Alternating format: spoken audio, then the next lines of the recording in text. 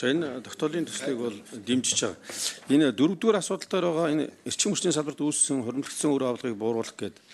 Тэгээ гол нь дамжуулан зээлж ингээд стахилгаан станцууд дандаа гадаад валютын одоо зээлтэй байгаад байгаа. За тэгээ тэр гадаад валютын зээл нь бол ханш өснөөс болоод байнгын алдагдaltaй.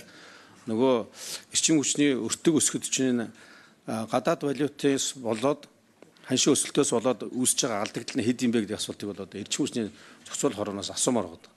Өөрөөр хэлбэл одоо өнөөдрийн манай эрчим хүчний станцуудыг үйлдвэрлэж байгаа өртгийн хэдэн хувьд нь одоо энэ гадаад валютаар авсан зээлийн ханшийн өсөлтөөс болж үүсэж байгаа алдагдал үүсэж байгаа юм бэ гэдгийг тодруулмаар байна. Тийм учраас энэ дөрөвдүгээр залт бол маш чухал залт байна гэж харж байгаа. За ажлын хэсгийг бас танилцуулъя. Манай байнгын орооноос гаргаж байгаа тогтоол дээр дэмжин туслах зорилгоор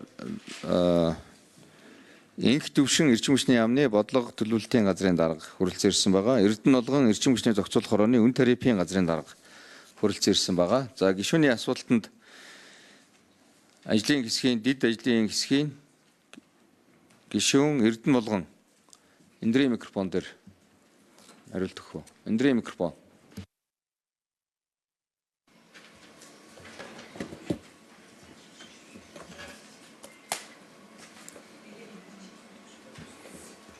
За эрчим хүчний зохицуулах хороо Эрдэнэ болгон асуултанд хариулъя.